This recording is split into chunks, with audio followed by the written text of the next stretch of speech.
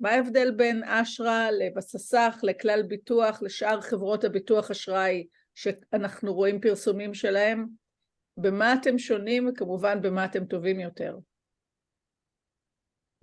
קודם כל אנחנו הכי טובים, נתחיל מזה, אבל אני אבדיל פה בכלל את נושא, כשמדברים על חברות ביטוח, וכשאנחנו פונים לפעמים ללקוחות חדשים, אומרים עוד סוכן ביטוח פנה אלינו, אז אחד, אכן אנחנו נקראים חברת ביטוח ואנחנו מוצאים פוליסת ביטוח, אבל אנחנו שונים מרוב חברות הביטוח המוכרות. רוב חברות הביטוח שאנחנו מכירים בכלל עוסקים בביטוח רכוש, בביטוח בריאות, בביטוח סיכונים מסוגים אחרים לגמרי, להבדיל מחברות שמבטחות סיכוני סחר חוץ מסוגים שונים.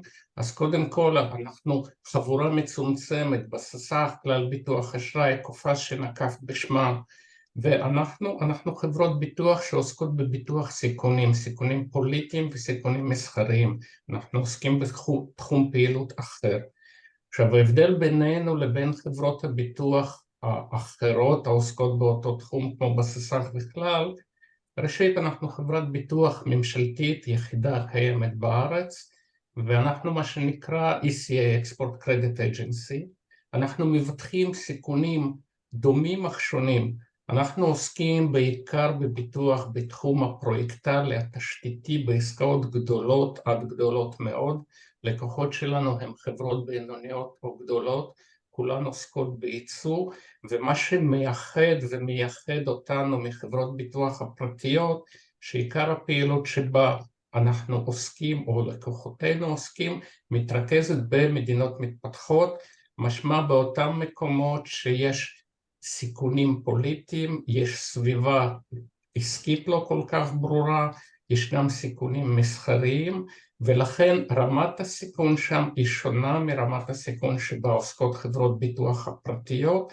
זה גם מה שמחייב את המדינה להשתתף או לקחת חלק באותו מקום שחברות ביטוח לא קיימות. אנחנו מבטחים עסקאות בהיקפים של החל ממיליוני דולרים בודדים ועד מאות מיליוני דולרים, לתקופות שהן מעל שנה ולפעמים גם 10, 12, 15 שנה, להבדיל מחברות ביטוח פרטיות שעוסקות בדרך כלל בביטוח מוצרים, ביטוח שירותים לטווח קצר, עסקאות קצרות וקטנות, ומה שהכי חשוב בעיקר במערב אירופה, ארצות הברית, במדינות שאינן מתאפיינות בסיכונים פוליטיים.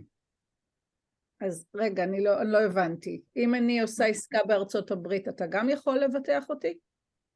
בעיקרון אני יכול, התועלת בי תהיה נמוכה. אני אכנס לעסקה הזו רק עם תקופת אשראי שמבקש לקוח שלך הוא מעל שנה. אני בעיקרון לא שחקן בעסקאות שבה למשל מישהו מוכר בוולמרט, מוכר אפילו בהיקפים מאוד ניכרים, אבל מדי חודש בחודשו מספק סחורה ומקבל כסף. אני בעיקרון לא במקום הזה. שתיים, צריך לזכור שארצות הברית היא מדינה שאין בה סיכון פוליטי, כלומר סיכון פוליטי אפס, ואז תועלת של הביטוח שלי היא דומה לתועלת של ביטוח של חברה פרטית, שלרוב אני מוכרח להגיד תהיה כנראה יותר זריזה ויותר מורגלת ממני לעבוד במקום הזה. לכן לקוחות שמתרכזים במדינות מערב אירופה, ארצות הברית, יפנו באופן מסורתי לחברות ביטוח הפרטיות, לבסס"ח וכלל, ברגע שיהיה פרויקט או עסקה במדינה מתפתחת, וככל שהיא יותר מסוכנת, ככה תועלת בגדולה יותר, היות ושוק פרטי לא רוצה להיות במקומות האלה, ותועלת של הביטוח תאפשר גם לממן עסקאות וגם לבצע אותם ללא סיכון. בעצם אנחנו מדברים על מצב של כשל שוק, כשאנחנו מנסים לבחון את החברות הפרטיות במקום הזה, וזה באמת ההבדל המהותי.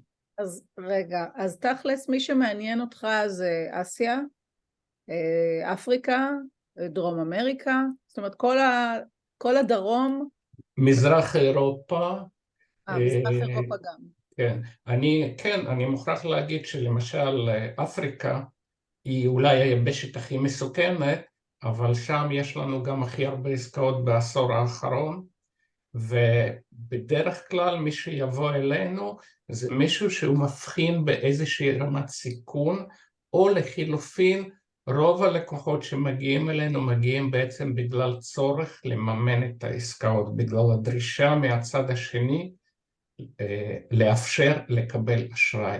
ואז כשפונים למוסד מימון, בעצם לבנק ברוב המקרים, לבנק ישראלי או זר, הוא לא מוכן, גם אם עסקה נראית נהדר, הוא לא מוכן לספק מימון, בטח מימון לשנים רבות למדינות מתפתחות, וככל שהן יותר מסוכנות, כך יכולת לקבל מימון במקומות האלה הולכת ופוחתת או לא קיימת. אם נסתכלים עלינו היטב, אנחנו בעצם בנק, למרות שאנחנו לא מספקים את הכסף או לא נותנים את ההלוואה, אנחנו לוקחים את כל הסיכון על אי התשלום. בלעדינו רוב העסקאות לטווח ארוך לא מתאפשרות או לא מתאפשר מימון לאותם העסקאות. אז איך זה עובד? זאת אומרת, יש לי פרויקט, בוא נגיד, בסרי לנקה. איך הפרוצדורה? אני באה אליך את מגיעה אלינו, רצוי שתגיעי אלינו בשלב משא ומתן מוקדם ככל היותר, כי לרוב יש פה שתי תועלות לפנייה כזו. אחד, תוכלי להציע אולי מימון, או לפחות לענות בחיוב, או בפוטנציאל בחיוב ללקוח שלך, וזה בדרך כלל, אם קיימת תחרות, התחרות תהיה גם על מימון.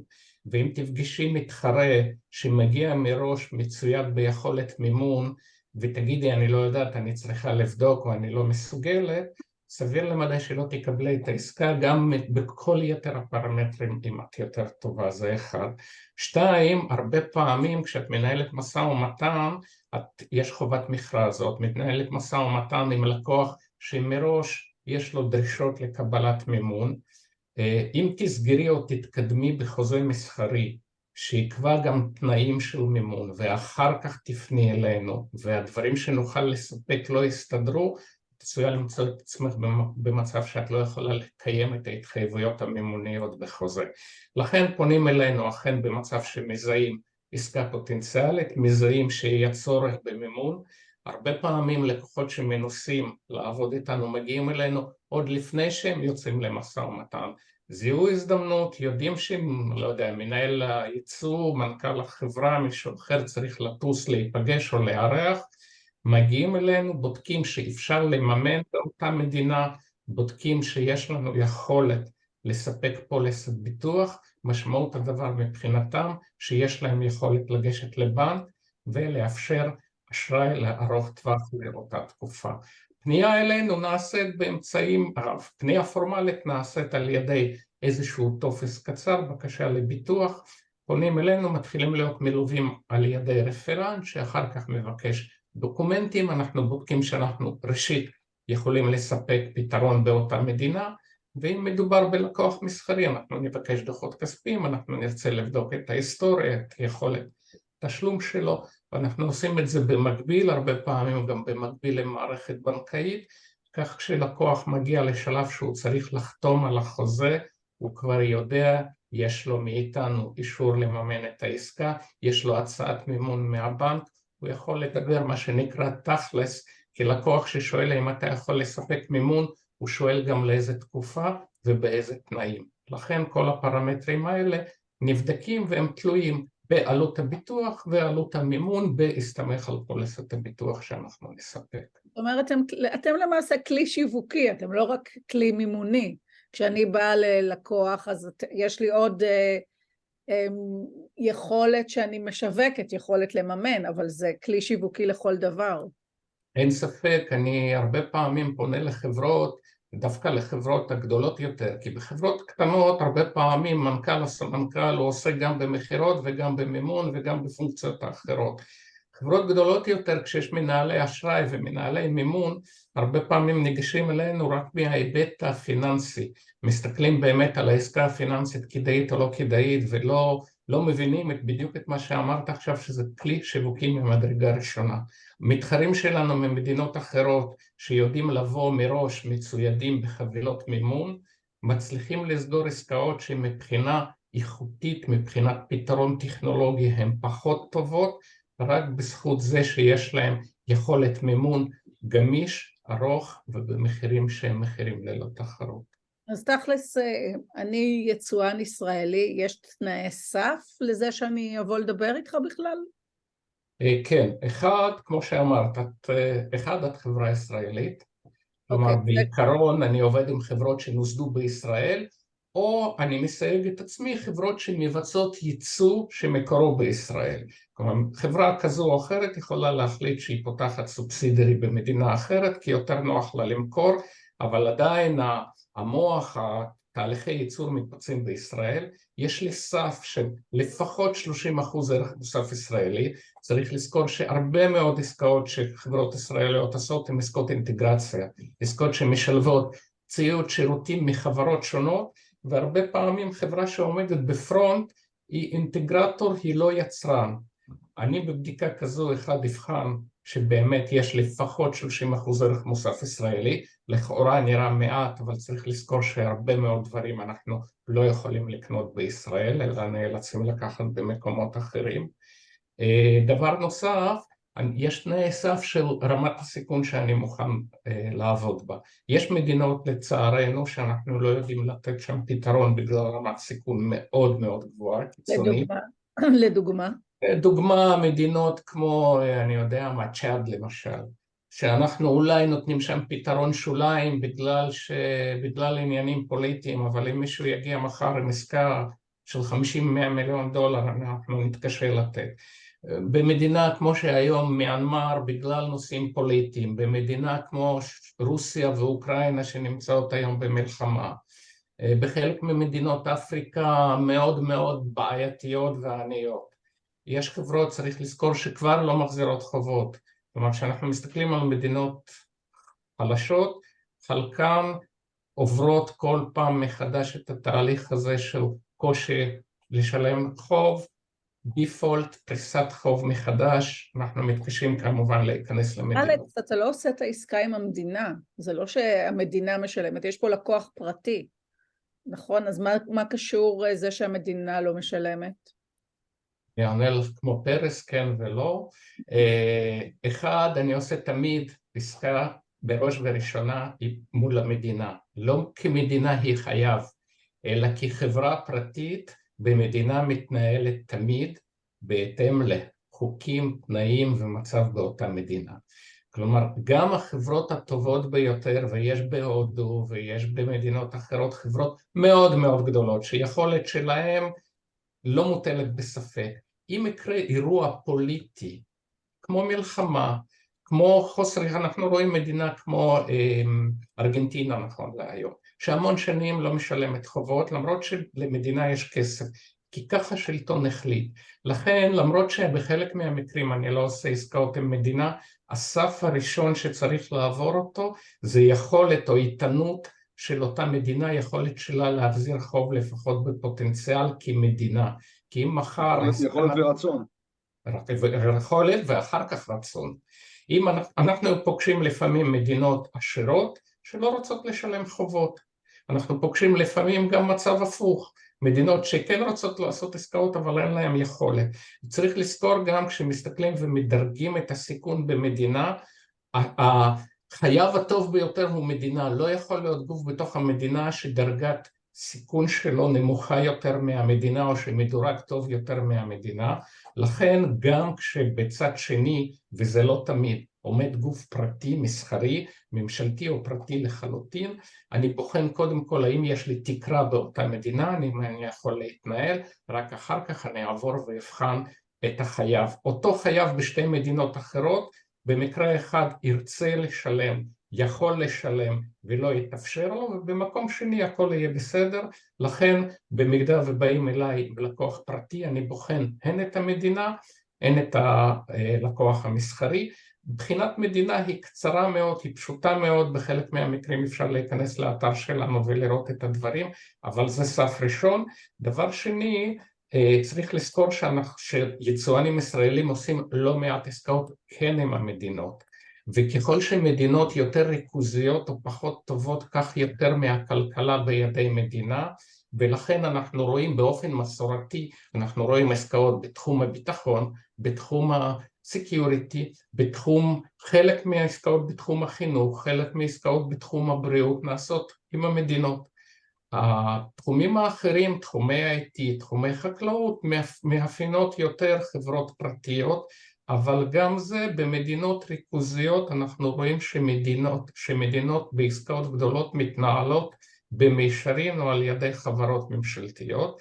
לכן אם אני אסתכל על הפורטפוליו שלי, אני אמצא הרבה יותר עסקאות קטנות שנעשות מול גופים פרטיים, לעומת זאת פחות עסקאות אבל בהיקפים גדולים מאוד שנעשות מול גופים ממשלתיים או מול מדינות, ובטח עסקאות תשתית וביטחון גדולות של $100 מיליון, $150 מיליון, במקרים רבים מאוד נעשות מול המדינה, לכן זה הסף הראשון שהם צריכים לעשות. אלכס, אז בוא נעשה לנו סדר. אני חברה, עומדת בתנאי הסף, 30% ערך מוסף לפחות, אני ישראלית, אני סבבה, אני הולכת לעשות עסקה בהודו, גם סבבה, ובהודו אתה לא מפריד בין המדינות השונות, נכון? אתה מסתכל על המדינה, על הפדרציה, אוקיי? אני הולכת לעשות עסקה עם חברה שהיא ראויה, בואו נגיד שלחברה קוראים טאטה, שזה הכי גנרי שיש. מה הלאה? מי נותן לי כסף? מי נותן לי את הפוליסה? מי השחקנים חוץ ממך? אנחנו מתחילים בשלב מוקדם יחסית, אחד מהשתיים, או שלקוח מגיע אלינו בכלל כי הוא מופנה על ידי הבנק. אנחנו עובדים עם 4 הבנקים הישראלים שפעילים בתחום סחר חוץ, שזה לאומי, פועלים, מזרחי ודיסקונט, עם כולם. אין לנו העדפה או הבחנה, אנחנו יודעים גם לעבוד עם בנקים זרים, יודעים להוציא את הפוליסה שלנו הן בעברית והן באנגלית.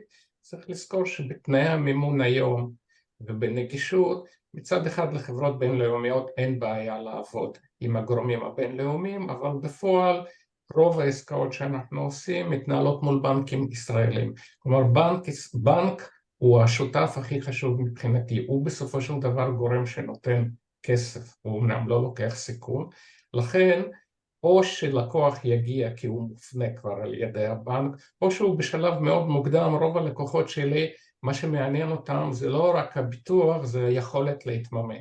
ולכן הם ישאלו איך כדאי, מה כדאי, ואנחנו באיזשהו שלב, עוד בשלבים המוקדמים, נפנה אותו לבנקים שאנחנו עובדים איתם. רצוי שיבדוק ביותר מאחד הבנקים, יש תחרות גם בתחום זה, יבדוק את תנאי המימון השונים, את הנגישות של הבנק, את הגמישות שלו, רצון שלו לעבוד, ניסיון שלו וכו'. ובשלב הזה אני בעצם יחבור ויעשה את העסקה או ילווה את העסקה יחד עם הבנק, שכמובן בשלב ראשון אני עושה את עיקר העבודה, אני בוחן את העסקה ואני מוציא אישור, או לפחות אישור מותנה.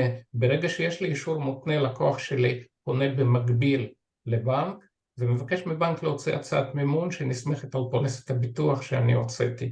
כלומר, הוא ממש מקבל נייר הצעה, שמוגבלת בזמן לרוב חודש, חודשיים, 3 חודשים, שאיתה הוא יכול לעבוד מול הלקוח שלו, כי שוב הרבה פעמים אומרים לו תביא הצעת מימון. אנחנו זקוקים ל$80 מיליון אשראי, כמה זה יעלה ולכמה זמן. כלומר זה השלב שבנק יכול להוציא נייר עוד הרבה לפני פוליסת ביטוח. ברגע שאני נותן אישור אור ירוק אני יכול להתקדם, בנק יוצא נייר שעליו יהיה כתוב בעסקה כזו וכזו, למדינה כזו וכזו, היקף מימון כזה וכזה, בתנאים כאלה וכאלה, ריבית כזו וכזו. רגע, כשאתה מעורב, הריבית שאני אשלם לבנק היא ריבית נמוכה יותר? זה מה שאתה אומר לי? ללא ספק, היא לא רק יותר נמוכה, במקרים אחרים היא פשוט, העסקה פשוט לא תיעשה. פשוט עסקה ל10 שנים ברוב המדינות המתפתחות, המגבלות, התנאים של הבנק הם כאלה שהוא לא יעמיד מימון אם לא יהיה פוליסת ביטוח או תהיה ביטוחה אחרת. עכשיו צריך להבין מה זה ביטוחה אחרת.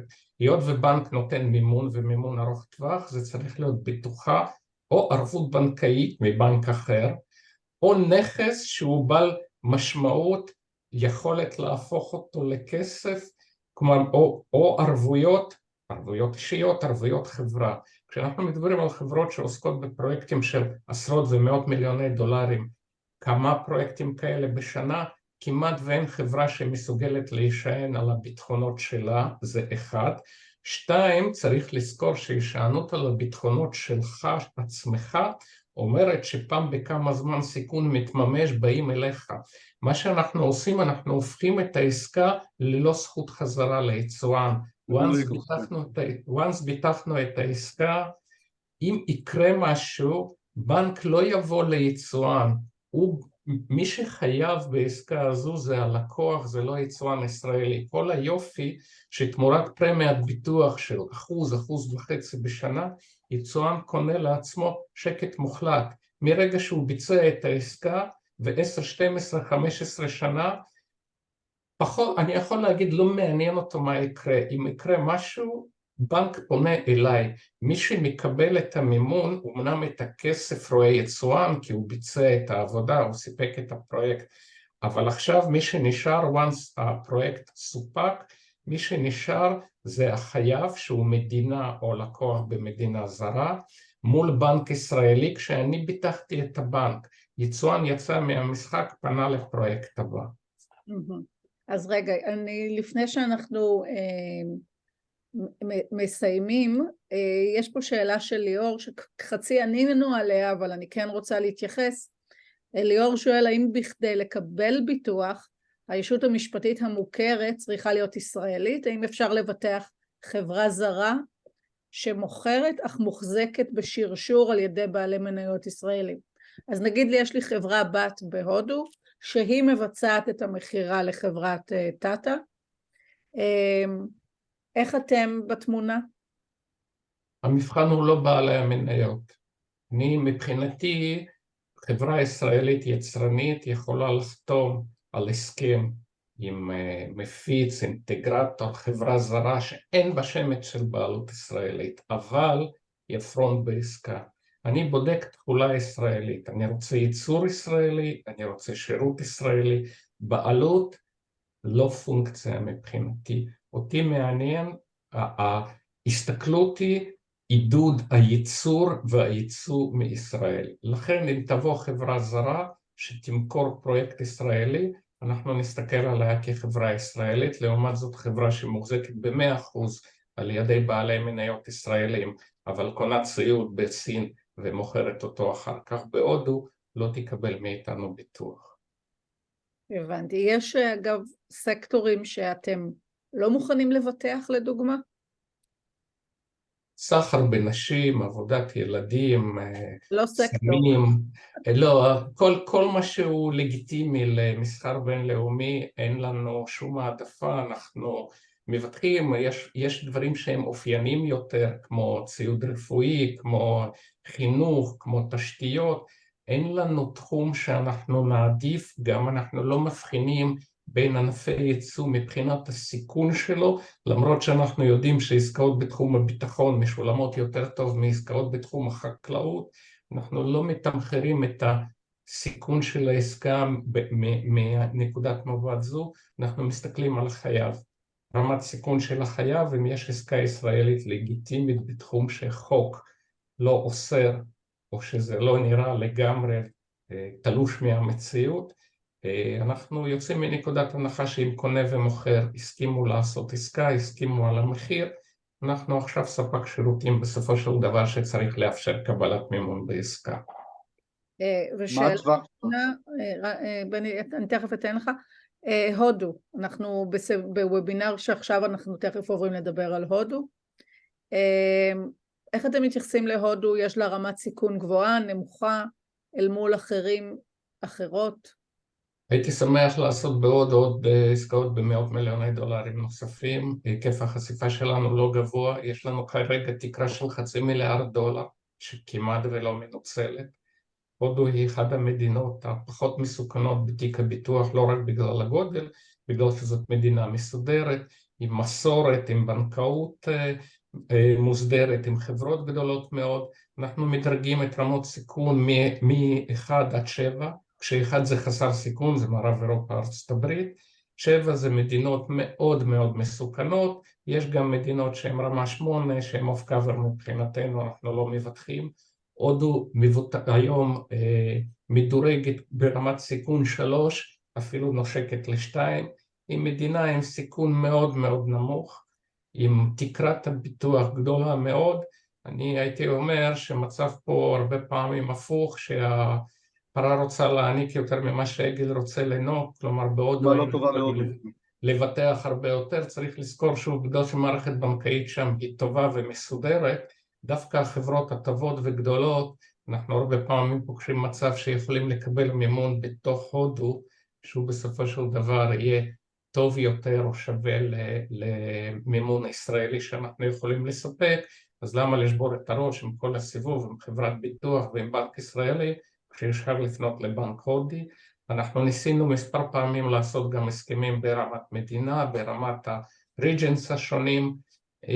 אני מבין שהודו בעיקר מסתכלת על העסקאות הגדולות מאוד, ופה זה עניין של ביצה ותרנגולת, כלומר יש פה נכונות, אם נדע לגשר על מחיר הכסף ואולי להנגיש את הודו קצת יותר ליצואנים ישראלים, לא תהיה מגבלה במימון. לא תהיה מגבלה במימון העסקאות. בני, רצית לשאול שאלה אחרונה, אלכס? שאלות, מה טווח השנים שאתם מממנים פרויקטים בהודו? לאו דווקא בהודו, אני בכל מדינה, מגבלת סף שלי הייתי אומר איפשהו 15 שנה, אני מתחיל משנה ומעלה, אני מסתכל על עסקאות, כלומר זה טווח בינוני וארוך, אם אתה עוסק בפעילות תשתיתית פרויקטלית, לרוב יבקשו ממך אשראי של מספר שנים, עסקאות קטנות וקצרות 3-5, עסקאות בינוניות 7-8-10, ועסקאות, אני יודע, מים, תשתיות כבדות, דברים כאלה, מסתרות גם ל-12 ו-15 שנה. זה גם פונקציה כמובן של הסיכון, כלומר הודו כמדינה אני לא רואה בעיה לעשות עסקה מול ממשלת הודו או מול גוף ממשלתי ל-15 שנה. אם מדובר על עסקה לא גדולה מול קונה פרטי בתחום, לא יודע, השקיה, אז אני מניח שהטווחים היו 7-8 שנים, משהו כזה. ומה העלויות בהודו? שנייה דקה. מה העלויות בהודו בערך בסדרי גודל? אתה צריך לזכור שאני בעיקר מדבר על עלויות הביטוח, יש עלויות מימון, אני יכול בשביל לסבר את האוזן לתת משהו, אבל בסוף תצטרך לקבל הצעה מהבנק. ברור. כשאנחנו מדברים על פרמיית ביטוח, היא תנוע איפשהו בין 1% ל1.5% לשנה, תלוי אם זה הודו כממשלה או שזה לקוח פרטי בהודו. זה עלויות הביטוח השנתיות, מיתרה בלתי משולמת של העסקה, זה לא אומר, אתה יודע, מכפילה באופן ישיר במספר שנים ובהיקף העסקה, אלא פשוט בדיוק כמו שבנק גובה ריבית. הרי אנחנו נמצאים בשיא המימון ברגע ראשון שהמימון ניתן, ואחר כך מתחילים לשלם אותו לאורך זמן. כלומר, אם אתה רוצה להסתכל באופן מאוד מאוד סכימטי, אם ניקח עסקה ל10 שנים ועלויות מימון של 1%, אז נחלק את זה ב2, 1 כפול 10 חלקי 2, נקבל כ5%. אז הייתי אומר ש5, 6, 7% עלות הביטוח זה הפרמיית ביטוח, אוקיי. חברים, וזה דולרי. להתקדם, שנייה בני, אני רוצה להתקדם. שנייה דקה, זה דולרי או שקלי? אתם יכולים אחר כך להמשיך לדבר. דולרי או יורו, לרוב אנחנו עובדים במטבע זר. סיימתי, אוקיי. תודה. אלכס, תודה רבה. תודה רבה. אני אשמח אם תוסיף בצ'אט את האימייל שלך, כדי שמי שרוצה לפנות אליך יוכל לפנות, וכמובן לירון יש לה את כל הפרטים, ותוכל לשלוח למשתתפים את האימייל שלך, כדי שיוכלו לעשות פולו-אפ. אז תודה כמובן לאשרה על מתן החסות למפגש הזה היום, זה גם חשוב לי להגיד. Gaurang, you can turn your mic on. And welcome to our session. I believe that you understood most of the things that we spoke in Hebrew.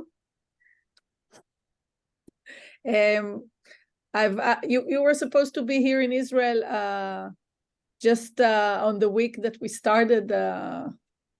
We didn't start, but the war started. That's the right way to say. And I invited you to talk about doing business in India, but I don't want to talk to you about the regular stuff of how to start a company, what company. I'd like us to have a discussion or on more hands-on topics. And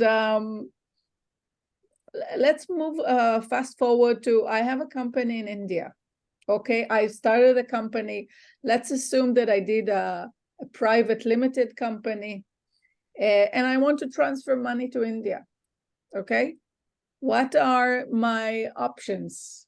I want to have working capital, I want to buy equipment, I want to pay salaries. What's the procedure? And you worked with many Israeli companies and foreign companies over the years.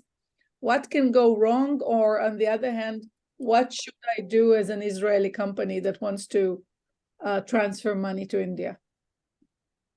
Thank you, Anna. And I thank the Israel Asia Chamber of Commerce for giving me this opportunity to be present today and talk to you people. For going to your question, there are 2-3 options in which a foreign company can remit money to India. First and foremost is you should have an equity participation. If you don't have an equity participation in the Indian company, then remitting money to India is a bit difficult. What is equity? What is equity participation? So you should invest in the capital. You should have a joint venture or a subsidiary company in India. Then you can remit money from overseas to India. Say, for example, your Israeli company, it has a joint venture with an Indian party, and the joint venture is in India. So you want to remit money. If you are a shareholder, then you can send money by way of additional shares you want to purchase. You can do that. Additional equity capital you can send, or you can send by way of external commercial borrowing. That is a loan you can give to the Indian entity, or you can subscribe to the debentures or redeemable preference shares of the Indian company. So these are the options which are available to you. So just a sec, this ECB, external commercial borrowing. So I'm a shareholder and I opened a company in India, whether wholly owned subsidiary or a joint venture, as you said, and I want to transfer money. So can I transfer money as is and to the company? What's the procedure? For external commercial borrowing, the procedure is that you should be having a certain minimum amount of capital invested. Like for example, you should be a 25% shareholder in the Indian company. Then it becomes easy to remit money from overseas by way of a ECB. Now you have to apply to the bank for the fill up a form and inform the bank that you want to borrow on under the external commercial borrowing system of the Reserve Bank of India. And then once the bank allots you a number, the bank will approach Reserve Bank of India, and the Reserve Bank of India will allot you a number. Once you get that number, you can send the money immediately. There is no restriction as such. And the procedure generally, if all the documents are and the agreement is properly drafted, it should not take more than 7 days for the approval from Reserve Bank of India. So just to understand, I'm going to transfer. I need to be at least 25% shareholder first, right? Yeah. Can be that I'll hold 10% and do this external borrowing. 10%? No. Okay, so minimum 25% as a start. If I want to transfer only $5,000 to my company, I still need to go through this long process? Yeah, if you are giving a loan and if you are lending money under the ECB route, you have to do that. Otherwise, you can go if you are a director, as a director, you can give a director's loan, but all that is a little bit, procedural. Otherwise, generally ECB borrowing is done, and the tax deducted at source is also very less as compared to the other loans or interest tax, withholding taxes on interest. Withholding taxes on the ECB loan is very less as compared to the other interest, the withholding taxes or other interest which is paid by the Indian company to overseas entity. And this document that I need to apply, that is called the ECB loan agreement, which has to be prepared and signed by both the parties and submitted to the bank, and the bank in turn will get the approval from Reserve Bank of India. And I can, since I want to withdraw money eventually from India, can I decide on a 20% interest rate? I mean, I'm free to decide what I want. No, there is a restriction on the interest rate. It cannot exceed 3% of the interbank rate. Previously, it was LIBOR, but since LIBOR is no longer a valid rate, you have to go by the international banking rate. What is the average banking rate? And you can charge 3% more than that. Fixed. I don't have tolerance with that. It must be the interbank plus 3%? Yes. Maximum 3%. It can be less. Yeah, it can be less. Mm-hmm. And you're saying, and who is doing the procedure? Who needs to do it? My lawyer, my accountant? Who is applying for this? We as a professional firm can help you in doing that. And in India, against the general practice which is followed in India, even chartered accountants are drafting small agreements like this, and we do that for our clients also. And for your information, I'm also a qualified lawyer, so that is okay. We do for our firm does the drafting of the agreements and all for all this ECB loans and all that. Okay, but who is doing the application? You do? Application we draft on behalf of the client, and the client will have to submit to the banker. And if there is any interaction to be done, we do it on behalf of the client with the banker. If they have a query, if they need some additional information, we provide the same on behalf of the client. But what I'm what I'm trying to say is that eventually the bank is applying to RBI, to the Reserve Bank of India. It's not something that we can do ourselves. We are in the hands of our bank. Yes, when in respect of foreign direct investment, most of the things now in India have to go through your banker only. You cannot directly approach the Reserve Bank of India in most of the cases. So whatever application. So I'm in the mercy of the banker in that sense. No, it's not a mercy of the banker, because the banker knows you better. So the procedure is easier, because then if they have to give a report to the RBI that this client is trustworthy. So that is easy for the bank to give it, because you are that customer. Mm-hmm. And a question: this ECB is considered as a FDI, although it's a loan. It is a separate regime, which in India we call it separate regime. It's a low borrowing regime. It's part of the FDI, but it's separate. There are separate policies for that. It's not. It's a separate policy altogether. Okay, and so go ahead. Can we make actually, when I give this loan, so-called, to the company, I have some kind of a debt note from the company back to me. Now, this is the agreement. That is the agreement. That is the ECB agreement. Can be done in the way of a convertible loan into shares in the subsidiary? Yeah, you can do that. If it is a fully convertible preference share or a fully convertible debenture, then it will be FDI. Then it will go under the FDI notification. But if it is a ECB, then it is a separate regime. It will go separately. So convertible debenture. Once I do it initially as a convertible loan, it's already under the FDI. Yeah. Yes. Not upon the conversion. No, it's already under the FDI. Okay. Okay. So once we did the application for the ECB, we signed a loan agreement, we got allotment of a number. LRN number. It is called the LRN number, loan registration number. Loan registration number, LRN. Now, the LRN is per shareholder, right? No, per company. Per company, per loan.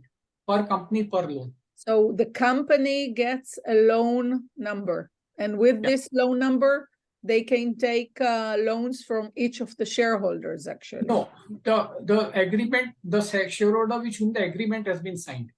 Like if you and somebody else is an investor and you have signed the agreement, then only you can give the loan. The other investor cannot give.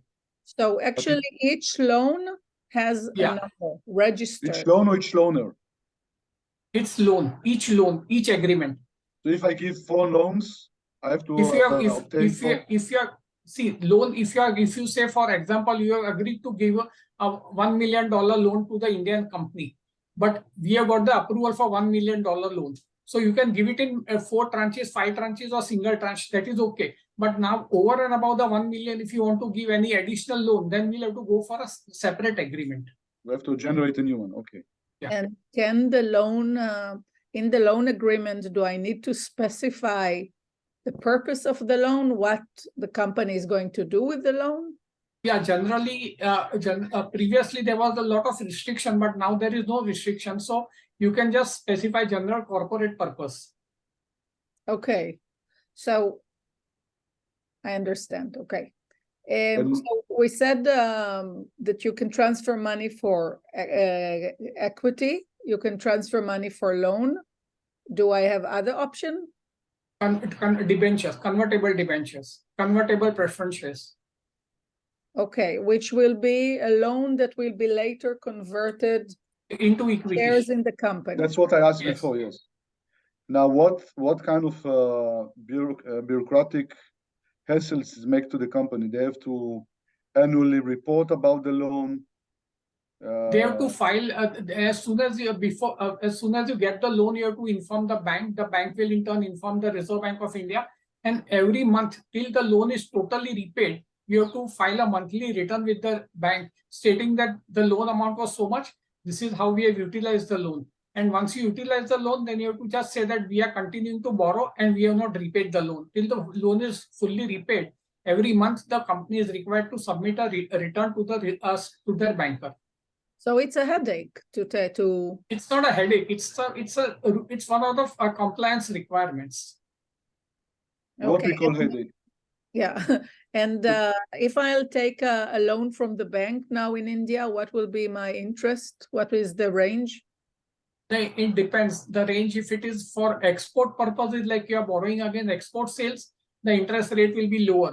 But if you are borrowing for domestic marketing, domestic sales, the interest rate will be higher. Plus, if you are borrowing for capital expenditure, the interest rate will be different, depending on the loan which you are taking, purpose of the loan. Okay. Can you provide us some rough order of magnitude of the interests? Pardon me, I didn't follow. Can you give us some feeling about what are the interests? Yeah, so for capital. For capital expenditure, Retail, it could be yes. anything between 11% to 14%, depending on the credit rating of the company. Mm-hmm. Which means that it makes much more sense to take a loan from our Israeli bank, which is lower, take a credit from Ashra, and probably it will be cheaper than taking a loan in India. Only pitfall which you have to take care of is who's going to bear the exchange risk. Yes. If the rupee depreciates further, then you'll end up paying more rupees.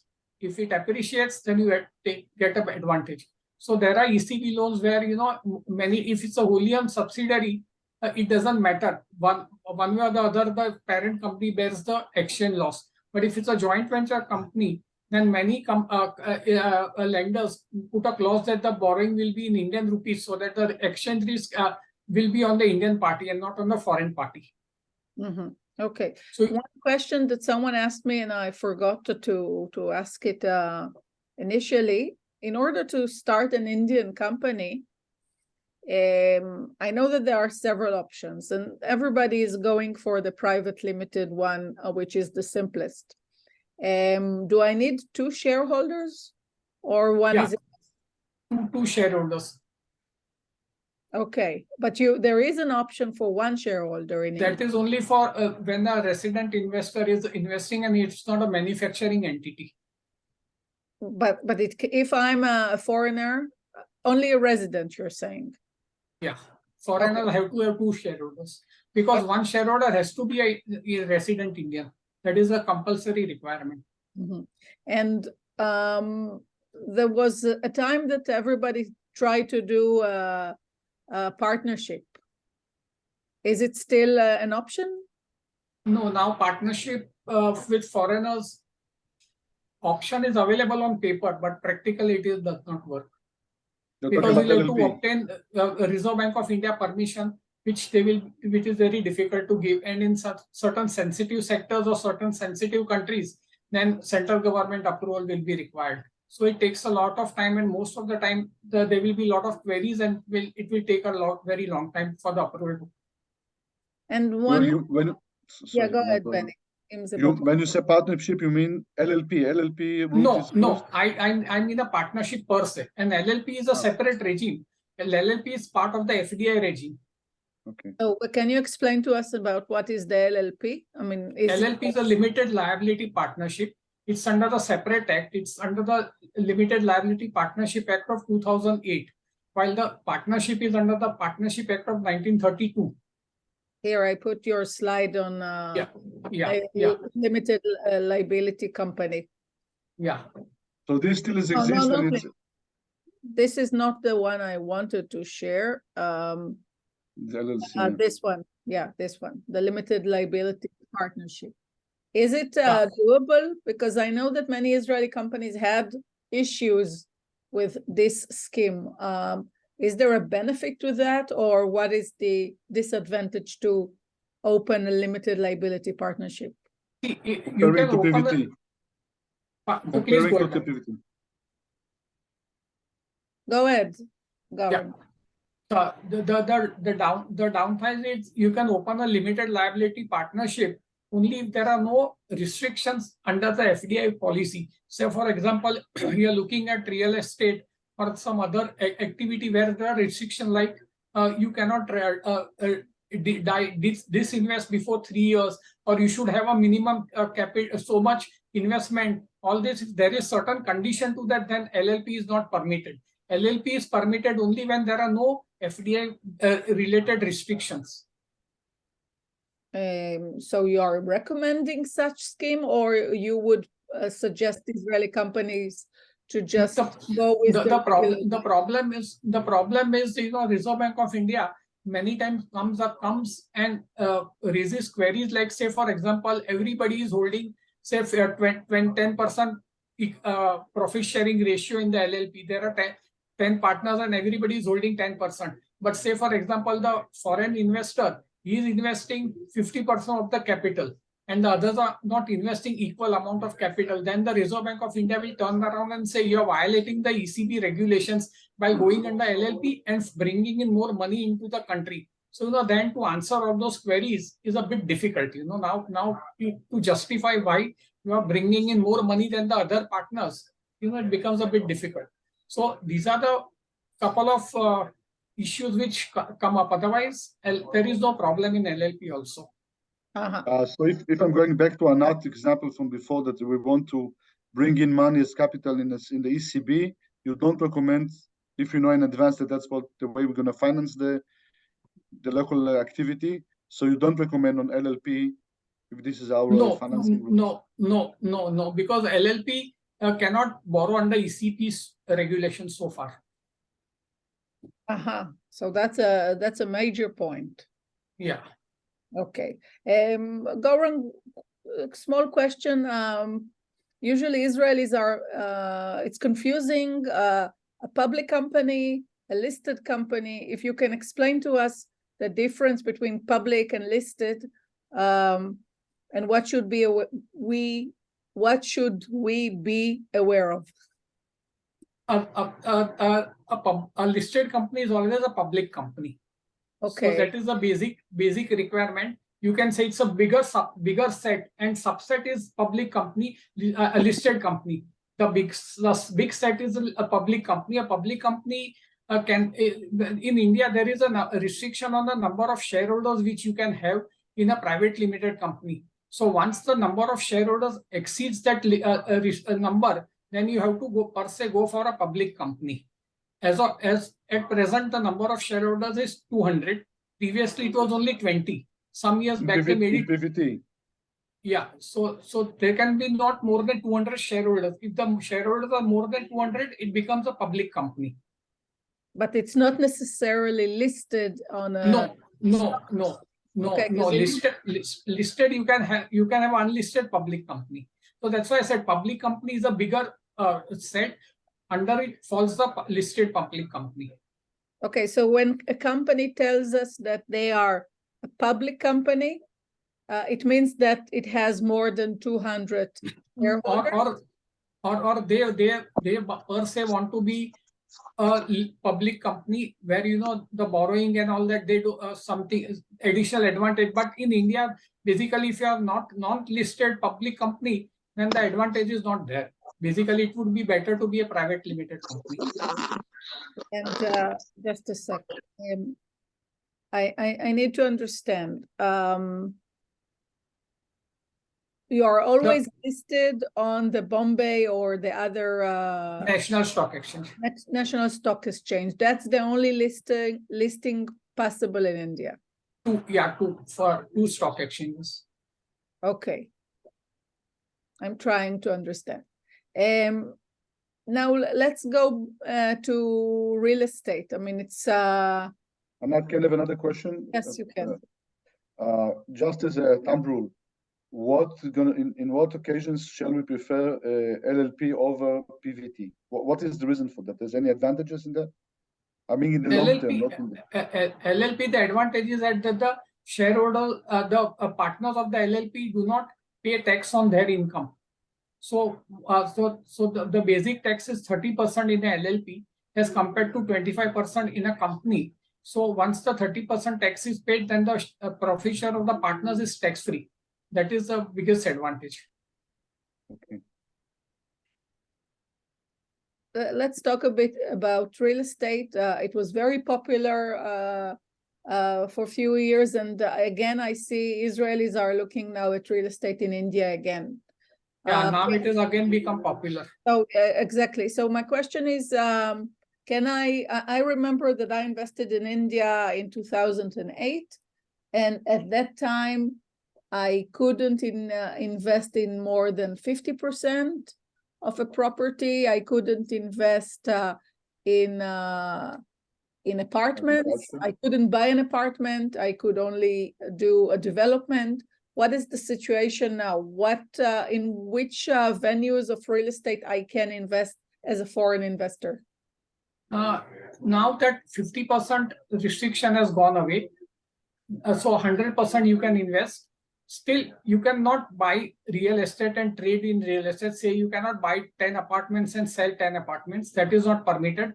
But you can construct 10 apartments and sell 10 apartments. That is permitted. So construction activity, development activity is permitted, but trading in real estate is not permitted. Still, that restriction is there. Okay, I cannot buy and sell, but I can develop it from scratch.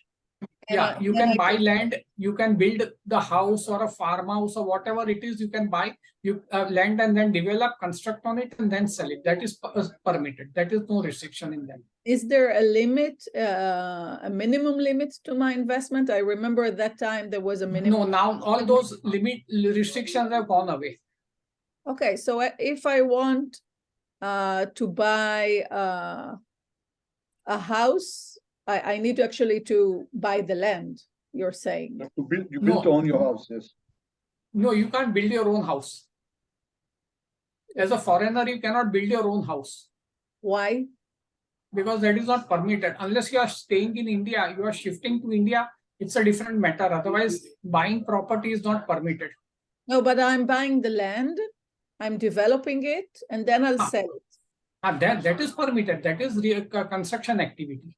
Okay, so there needs to be a construction element to what I'm doing, and then I can sell. Yes, and yes. There is a time limitation in which I'm forced to sell, or I can hold it forever. You can hold it forever, and you can also now give it on lease. You may not sell it, you can give it on lease also. So okay, you can rent out the property and earn rental income. But we cannot buy buildings, we can buy only land for development. Yeah. Buildings, say you can buy in certain situations, but that's still, but thumb rule, you cannot do that. But there are certain situations where you could buy a building and then lease it out wholly. There are certain situations, but that's a very rare sort of a thing. But yes, you can buy land, develop the building, construct a building, and then give it on lease 100%. That is permitted. Okay, so so what I'm understanding from you that the new real estate regime is that there is no minimum investment. There is no minimum investment. There is no minimum land holding requirement. Only restriction is that you cannot leave the project before 3 years. Say for example, your Israeli entity is investing in the Indian joint venture, then it cannot sell its shares before 3 years. But if you find another foreign investor, you can do it to the foreign, you can sell to the foreign investor, but you cannot sell it to an Indian partner or another Indian entity before 3 years. So 3 years is the minimum holding which you have to keep. Okay, to avoid actually to violate the FDI guidelines. Trade activities. This is also sorry, who is that? Hi, this is Leo. Yeah, go ahead. also Bill. have the same limit if you are structuring this transaction under a REIT or InvIT? No, the REIT is a separate thing. REIT is like it's a mutual fund sort of activity. So this is REIT is not covered by this. REIT, there is a separate regime for REIT. But the same limitation is for InvITs or not? No, that restriction is not there for in REITs. Understood. Okay, so if I want to avoid these limitations, I can do an InvIT to inject cash through Singapore or somewhere to enjoy the tax benefit and then to extract cash much faster. Yeah. Yes. Okay. Thank you. Gaurang, I'd like to move to something which many people were asking me about. One person has asked, Mr. Ebner has asked me a question. Can I buy an apartment? No, buying an apartment is not possible unless you want to shift to India, like you're coming to India for work or employment or whatever, then you can buy an apartment. But if you're not going to stay in India, then buying an apartment as a foreigner is not permitted. And if I'm in a, what is this word, Indian of NRI. NRI or OCI? That you can buy. So if I have this OCI certificate, if you have an OCI card, then for buying property, it is treated as a resident per only. Only restriction is you cannot buy agricultural land or a farmhouse. Otherwise, apartments you can buy. There is no restriction. If you are a Indian means OCI card holder, you can buy apartments in India. There is no restriction. And if I've been an Indian in my previous life, it also works? That you have to show proof. Okay. To show your previous life, Yeah. Now let's talk seriously. 1 minute. Let me finish his question. Mr. Ebner, if you don't have a OCI card, you will have to apply for the OCI card with the Indian Embassy in Israel, and then you can buy the apartment. And OCI, it's only for people of Indian origin. So yeah, if you have surrendered your Indian passport, if you have surrendered your Indian passport or your parents or grandparents are holding Indian passport, then you are eligible to buy to get a OCI card. Okay. So I'm going now to a topic which is always a question, the recognition of pre-operative expenses when I'm starting a company. So if you can elaborate on that, how does it work? Because many times I have a lot of expenses even before starting a company. And I wanted it, it's also an issue when I'm starting a company in Israel. So if you can elaborate on that a bit. See, if you are doing a wholly owned subsidiary, then you pay the lawyer his fees for advisory things, then for incorporation expenses on that, then you can up to 5% or 500,000, whichever is less, you can get the expenses converted into equity. 5% of what? Of the total paid up capital. Of the of the paid up capital. Okay. Say for example, you are setting. No, this is. Is there a minimum paid up capital when I'm starting a company? Generally, there is no minimum paid up capital, but 100,000 rupees capital is good. There is no minimum. Sorry, I couldn't hear you. Gaurang, say it again. There is no minimum capital requirement now. Previously, there was a requirement. Now there is no minimum capital requirement, but generally, to cover all the expenses and all that, 100,000 capital is required. 100,000 Indian rupees. Okay, which is about 1,000. Which is about 1,500, little less than $1,500 US. Okay, so 5% of it is almost nothing. Recognized expenses. But generally, what happens? Like most of the law firms, most of the CA means accountant firms, they say, okay, we will make the expenditure on your behalf. And once the company is incorporated, you bring in the capital and then pay from that company, so that you avoid all these complications. So we start with 100,000. Yeah. You get a loan from the service providers actually. Later on, you increase the capital, and then they get paid. You can register up to 5%. Actually, that's like investment in the capital. No. What happens? Yeah. Say for example, you come to me to form a company. I say the company cost is X amount. I pay all the money on your behalf. then you form the company, you open the bank account, you transfer the money from Israel to India, and from that bank account, you pay me the money. So that pre-incorporation expenses does not come. And whatever expenditure I have incurred, that is allowed to the company as an expenditure fully. So that 5% limit will not be applicable in such a case. Okay, so this is in a wholly owned subsidiary, in a joint venture. Then the Indian partner, for the Indian partner, there is no restriction. So he can pay whole money and then he can take it back once the company is incorporated. Okay, but and me as the foreign partner to this JV, I need to take an approval, you're saying? For what? Yeah, for conversion, you don't need approval. You have to your auditor has to certify that this is the expenditure. You don't need approval for that. Okay. Another point that is very interesting for many of us is the transfer of non-resident, transfer of shares from a non-resident like us to a resident Indian. Yeah. What should we be aware of? If it's a private limited company, you should have a shareholders agreement in place where it states that after a certain point of time, if either of you want to exit the company, then the other person will have the first right of purchase. So that is the protection, or the first right of refusal, as it is called. And is there a limit to the price that I'm going to take for my shares? I bought price has 10 rupees per share. No, price has to be as per the market value, determined on the basis of any internationally accepted valuation method. So I need to take appraisal. You need the auditor's certificate or any other independent valuer certificate stating that this is the value. You can go book value. If it is a more of immovable property in the company, then you can go for market valuation, or you can go on future earnings basis. Whatever is the accepted norm internationally, you can do that.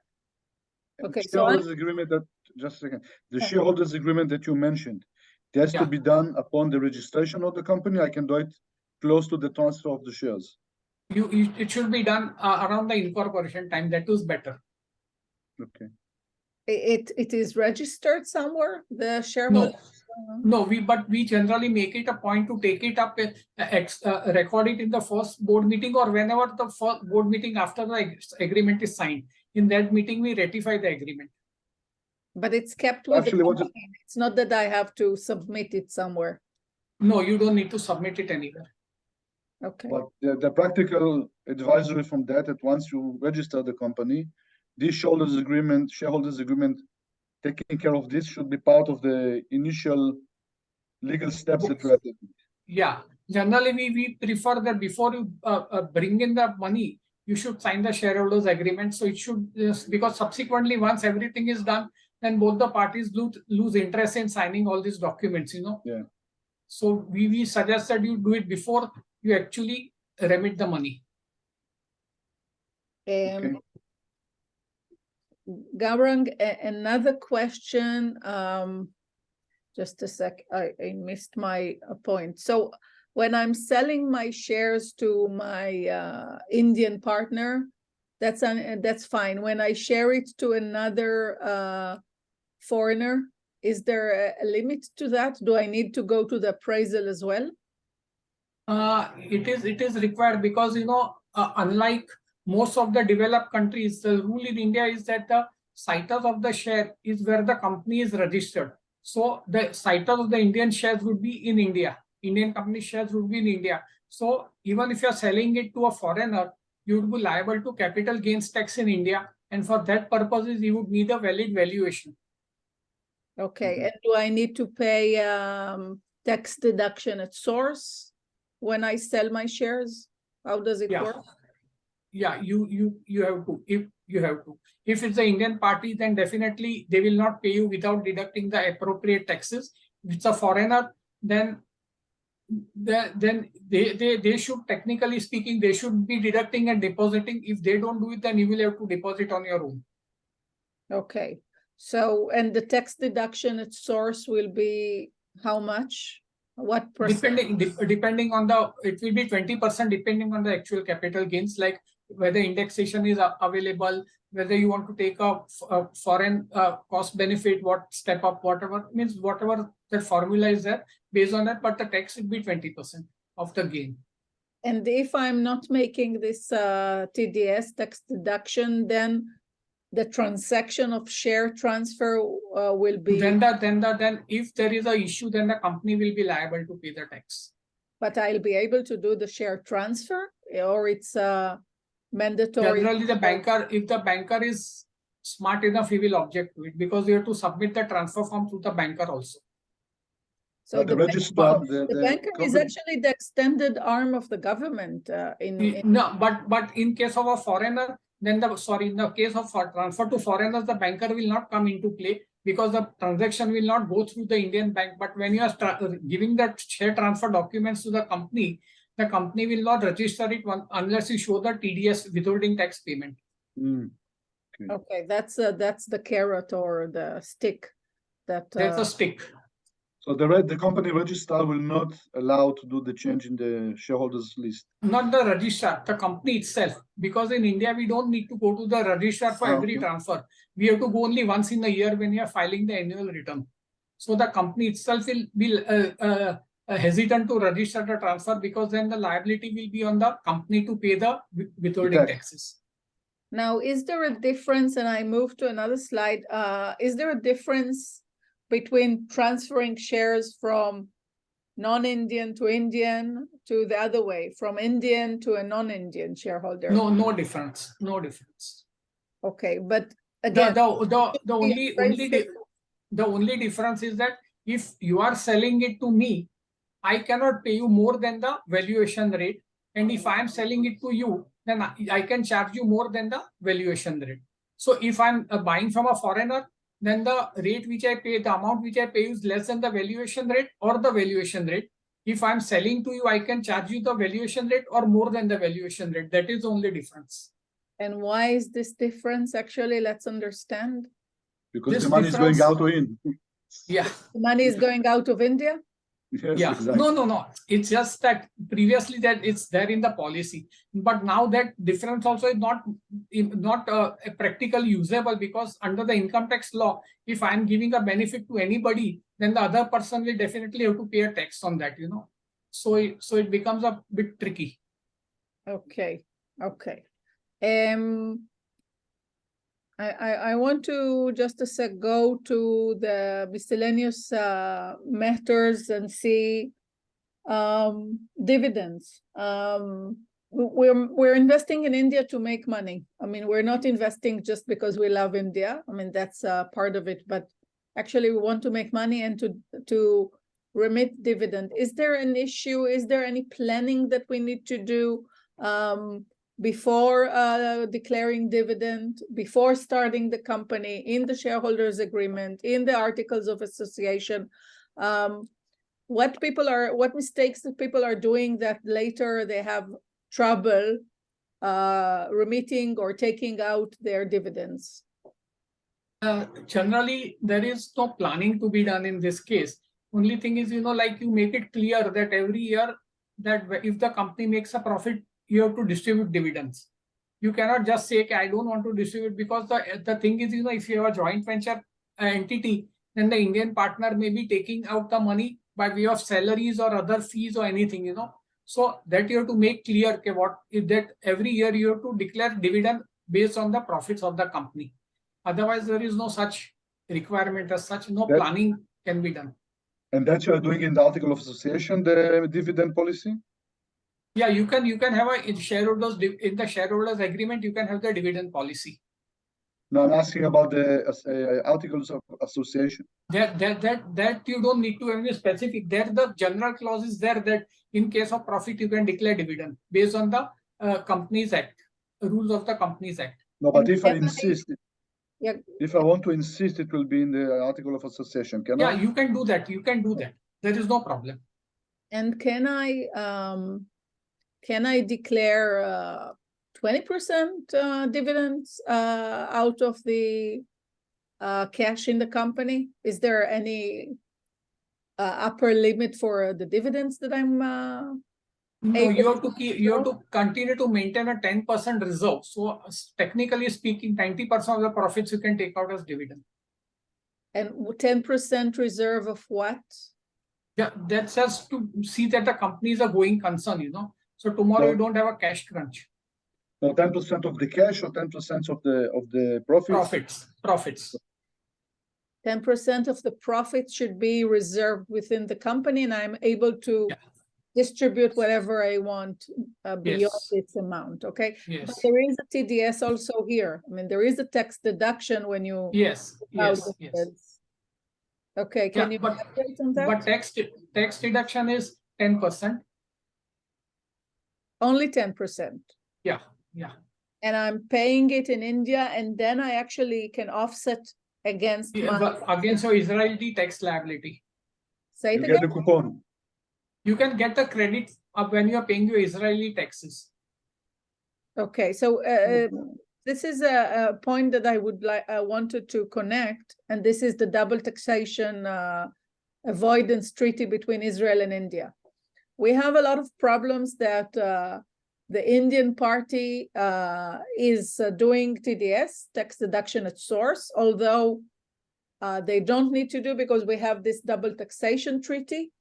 If you can elaborate how we can avoid TDS, because if you are a startup or a company that are in losses, we cannot offset the TDS that is done in India. That's a big problem. I want to focus the question. The TDS obligation is of the company or the shareholders? The TDS obligation is on the company. Okay, please can you elaborate? Yeah, so if say for example the company is paying you royalty, and if the company does not deduct tax, then it will not get a deduction for the royalty paid to you, and then eventually it will be it will have to pay the withholding taxes along with interest and penalty. Okay, so that's why many of the companies that owe me money prefer to do TDS to be on the safe side. But me as an Israeli, I'll tell you what I'm doing, and you know that, Gaurang, I'm bringing the tax residence certificate from Mas הכנסה, from the Israeli income. I'm filing this 10F form that shows that I don't have a PE, permanent establishment in India. You're saying that I need to show a tax identification number. Of Israel. So it's like my tax residency in that sense. Yeah, in the TRC, you have to mention that. It will be mentioned in the TRC when the income tax department issues it to you. So that is a requirement. So once we're doing all those, the Indian company is exempted from doing the reduction in sales. No, it's not exempted. So then as per the DTA, tax is not deductible, then they will not deduct tax, then it will be exempt. But now what has happened from this current financial year, that is from April 23 onwards, the withholding tax on royalty and fees for technical services has increased from 10% to 20%. Because most of India's double tax agreements had a 10% tax. So it was immaterial whether you don't give me this certificate, still I would deduct 10% and send it to you. But now since the rate has increased to 20%, so now if you want a lower deduction, then I would require all these documents to be submitted to me. Then only I will be able to deduct 10%, otherwise I'll be deducting 20%. And when you go to claim with the Israeli tax authorities, they will say as per the DTA, only 10% is deductible. But you have made a mistake by not giving the documents. So they have deducted 20%. So you will not get a credit for 20%. You will get a credit only for 10%. So 10% is a loss. For the difference between the DTA and the law in India. Yeah. So domestic tax.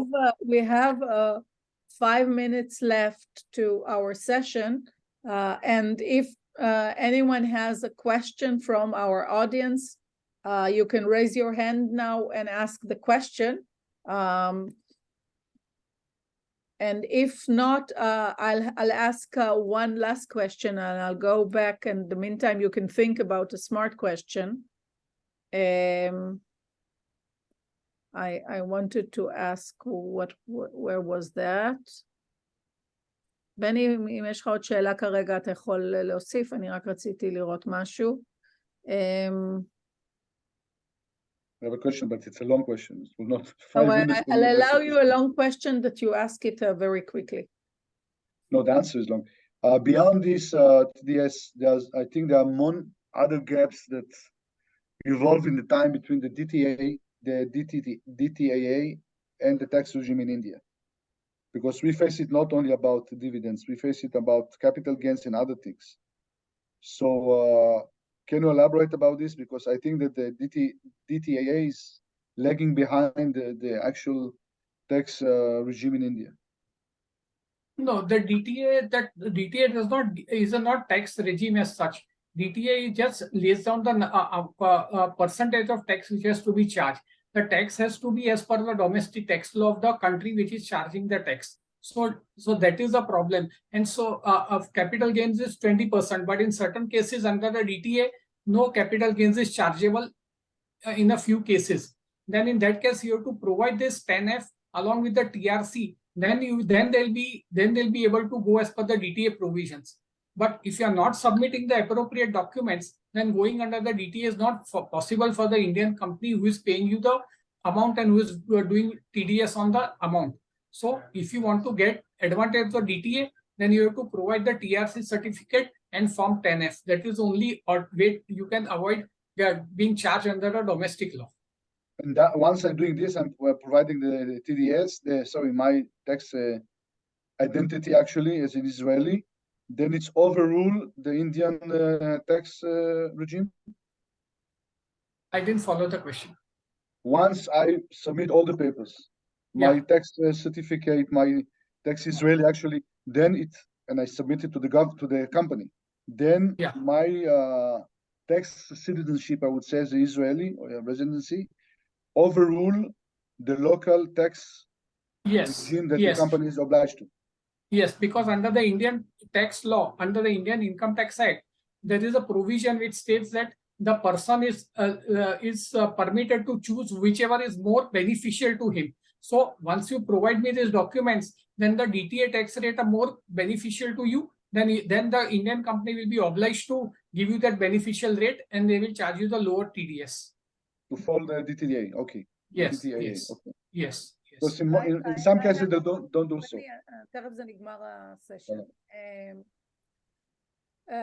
Gaurang Gael, thank you for this session. I mean, it was just a teaser to a longer session that we would like to do with you once you are coming to Israel. Hopefully it will be soon.